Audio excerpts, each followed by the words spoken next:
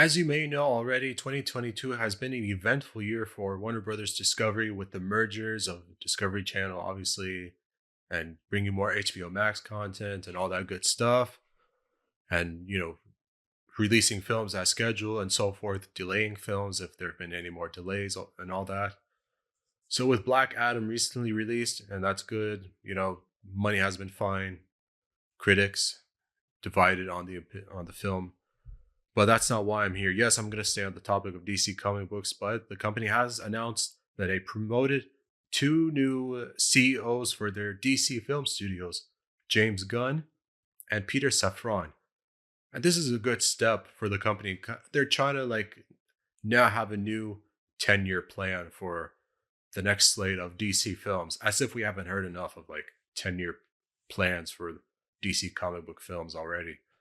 So it's not really the first time, but they've been in charge since the 1st of November, and both of them are really qualified. I think they've been looking for someone that's sort of like a Kevin Feige figure in a way. So it's good that Warner Brothers, has a couple of reliable people that they have a good relationship in charge. Now, obviously, everyone knows Gunn from the Guardians of Galaxy trilogy, and he's still working on it. That's going to come next year. It's nice to know that after everything that's gone on, there's a release date for it. But also, he did a good job on the Suicide Squad that got a dual release, which not everyone was happy about, both theatrical and streaming release. Not everyone was happy about how it was done, but the film itself, excellent. A Peacemaker series, he did a good job. I mean, I didn't give it much of a chance, but everyone loved it, so I guess I should give it another shot. As for Peter Safran, he actually was one of the producers for Aquaman, and that movie made $1 billion in the box office. Even at that time of release, actually made more money than uh, The Dark Knight Rises from 2012. So you can tell how well the success of that movie really did. And this comes at a time when Warner Brothers Discovery CEO David Zaslav has been trying to making the Warner Media making changes with laying off employees, cutting content from HBO Max. A lot of changes have been made, and I won't read a statement, but just basically saying how DC was so entertaining, iconic characters, powerful and so forth, and the talents of James and Peter as world class creative directors, in charge, and both had a joint statement telling they're honored and looking forward to a typical statements how people are happy, honored, excited to work forward with these companies and all that good stuff.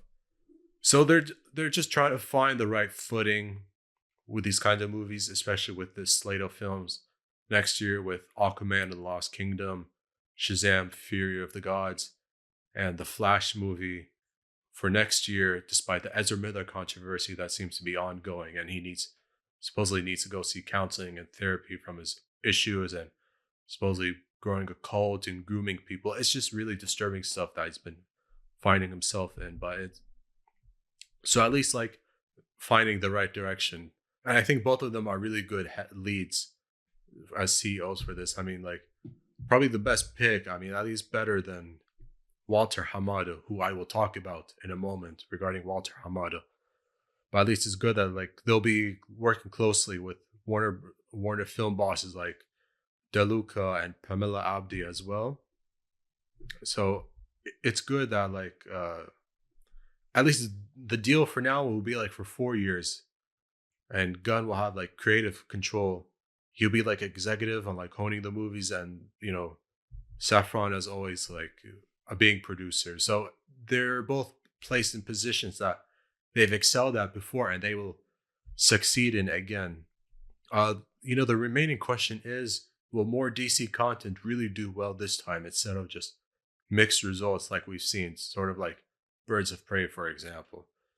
So trying to find success like their competitor Marvel has done a good job, despite what I think has gone on with Phase 4, but still trying to have better critical and commercial results going forward instead of DCEU, maybe DCU with DC Film Studios with Peter Safran and James Gunn.